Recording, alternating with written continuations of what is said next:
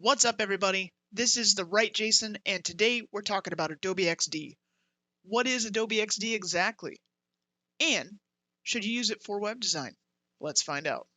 So, Adobe XD is design software offered by Adobe. You can get it inside of Creative Cloud, and you can get the whole bundle. You can check out their pricing here.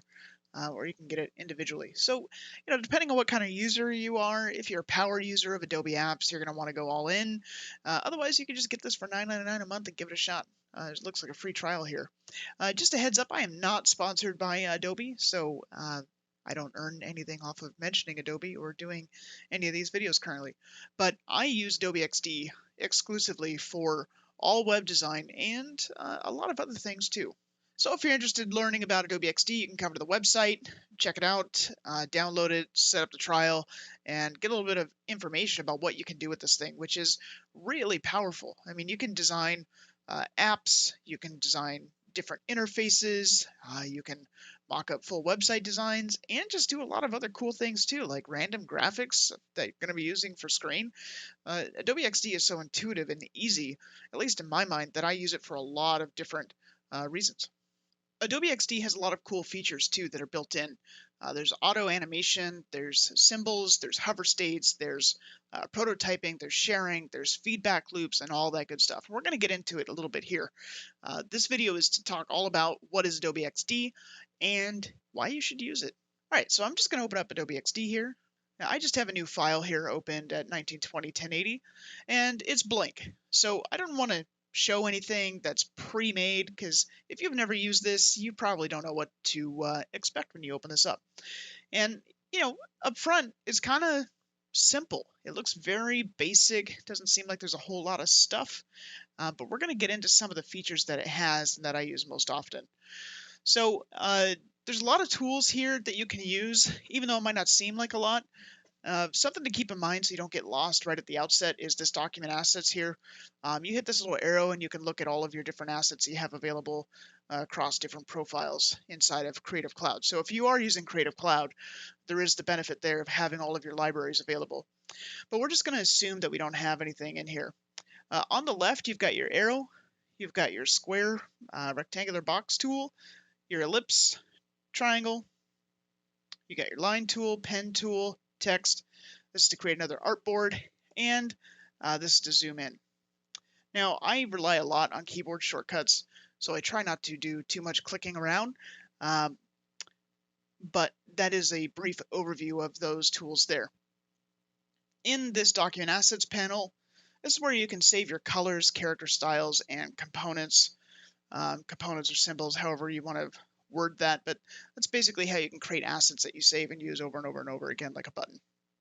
Right now we're looking at the primary view here of our libraries and content and whatnot. You also have layers.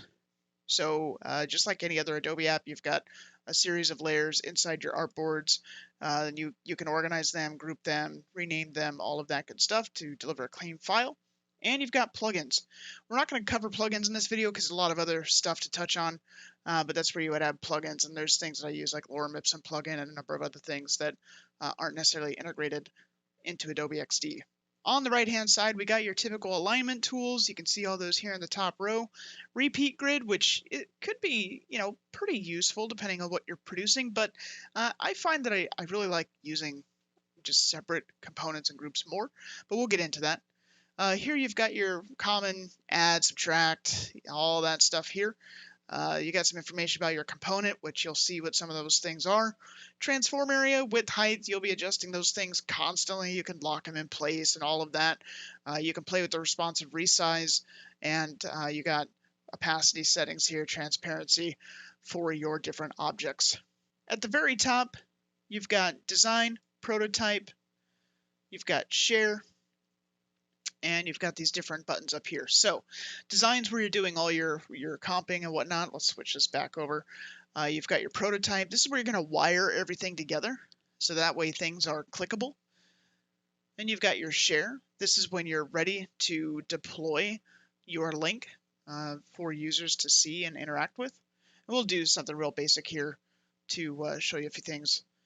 Across the right, you've got collaboration tools. So This is really great if you're on a design team and you want to invite a designer or developers to your design file.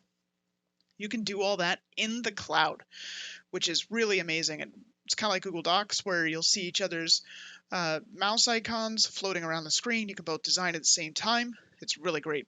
Then you have your prototyping displays here. So if you're connected to a mobile phone on your computer, you can check out your interface directly on a phone.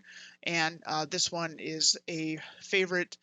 This is where you can see what your prototype is looking like in real time on another screen. So I might move this off screen and you can't see it, but I'll design here on the left, and on my secondary screen, I will work through and kind of get an idea of what it looks like as, you know, a site by itself without all of the elements in the way. All right, so I want to show you a few things in here. Let's just make a quick hero area, and this is really annoying me, so let's just go Adobe XD. What is it? Adobe XD is a really powerful tool, and I'm just going to kind of design and talk while I'm doing this using some different keyboard shortcuts here. Down here, you've got your borders. It's pretty typical. You toggle that, and you've got your different variations here where you can round out that corner, dash it, create gaps between the dashes, increase the size, all of the usual stuff. Inside of fill, you've got some different options here. This is kind of hidden, so just keep that in mind. You got linear, radial, and angular, which is new. They just added that recently. You can pick any color you want, pick a spectrum here, drop down the intensity of this. But for the most part, I'm just going to use this here. And you got your little hex code. You can switch this to RGB, HSB, and you can do a bunch of other stuff inside of here. So let's go ahead and take this. Now, I technically don't need this. If I click on this prototype or on this artboard here, you can select the fill color for this. And that kind of helps you avoid having just another object on the screen. If this were longer, I would make sure this viewport was set at 900 or 1080, depending, just so I know where the first screen is at, and understand where a user might start scrolling and see other elements. I'm not going to turn on this because, frankly, I don't really need it, but some people find that useful. If I click and drag from the right here, I get some guides. So let's just click and drag. Let's do 100. I think I did 100 there. That's fine. Now I'm just showing you that I'm not necessarily going to use them for this. I'm just going to hold spacebar and kind of drag around here. All right, so we got this black canvas here, nothing on it. Let's do type tool. Let's go, what is Adobe XD? And should you use it? Sure. I'm not an English major here, so if there are typos and whatnot, I apologize. All right, let's get the arrow key here, or the arrow tool. All right, so you have these different modes for type. You got auto width, auto height, fixed width.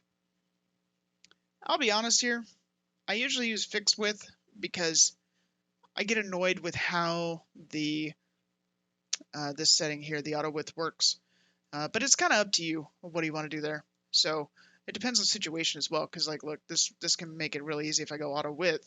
The one nice thing is I get this little handle here, and I could just blow this guy up, and that works out pretty well, right? So I'm just making some type. Let's change this color. Let's go white, and I want to save that white for the future. So just go ahead and select that element, hit the plus icon, boom, that color white is saved. That's perfect. All right, now let's say tips, tricks, hacks, and other clickbait. All right, so I would just want to change this here. Let's scale this down. Move that over. And to create some differences here, let's go ahead and bold this. Maybe medium. Let's get a little crazier. Let's go bold. All right, so you got a little difference there. Now what I want to do, say this is my primary headline that I'm establishing, go ahead and hit that plus, select this one, it's my subheadline, hit plus, boom, saved, perfect, right? Awesome. Let's make a button. All right, let's move that there. Let's save that to that spot. Let's take this. Now for this, I want something a little eye-popping, and maybe we go with the pill shape because I like that pill shape and it's used a lot. Let's go with that, I don't know, pinkish color of XD. Probably not going to quite get it here, but that works. Let's see if we can get some text in here. Let's say download, we'll do lowercase. Now you're probably wondering that's not lowercase. All right, I know. But check it out. You can force situations here. You can force caps. You do lowercase, force it that way. There's subscript, postscript, that sort of thing, underline. They don't have bullets in here yet, but I suspect they will add that at some point. Let's just put that in there. Great, looks good. Now, obviously we're not designing a whole thing here right now. Let's just center that there. This is a easy way for me to explain some of the features that are available in here. So let's go ahead and hit the plus. I want to save that color. All right.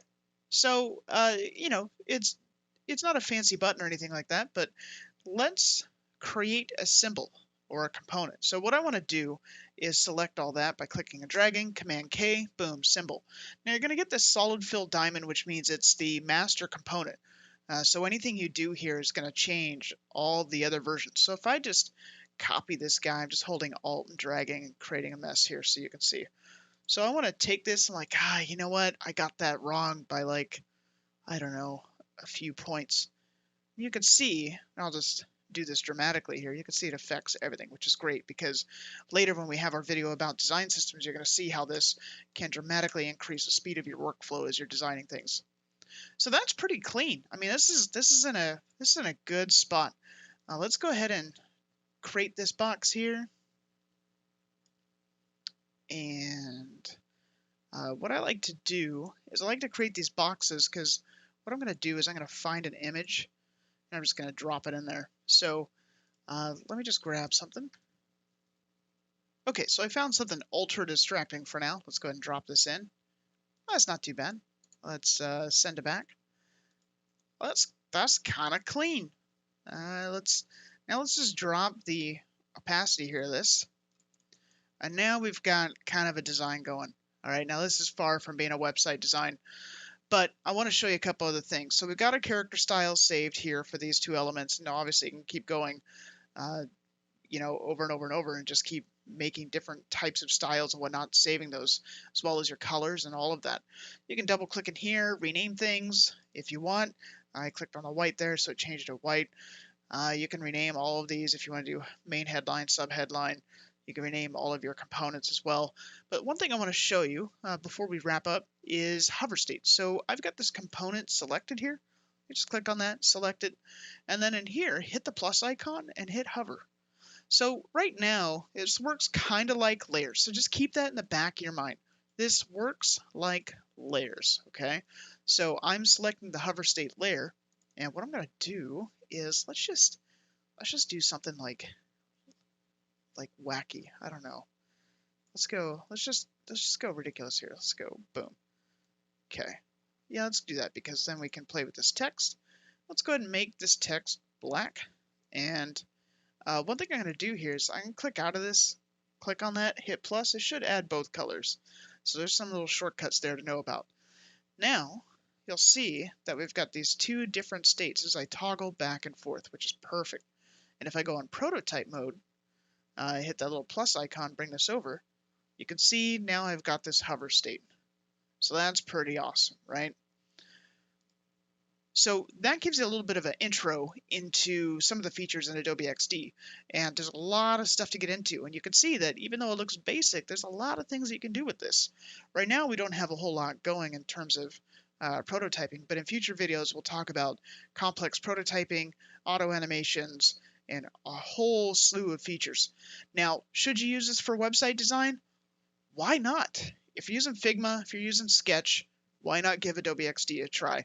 I know that there's a lot of hype around Figma right now, but obviously Adobe has the backing and decades of working in this industry, and they're only going to build this platform out further and further and further, all the way back from the days of fireworks and designing in Photoshop to designing in Illustrator to now designing and prototyping software like Adobe XD.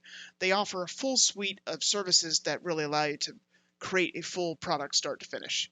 What do you think about Adobe XD? Have you used it already? Do you like it? Do you think you should use something else? Do you have other ideas? Maybe a few things I haven't covered yet? Let me know in the comments down below. If you enjoyed this content and want to see more, let me know in the comments down below. Subscribe, hit the bell icon to get notification when another video goes live, and I'll see you again next time. Until then, stay crafty.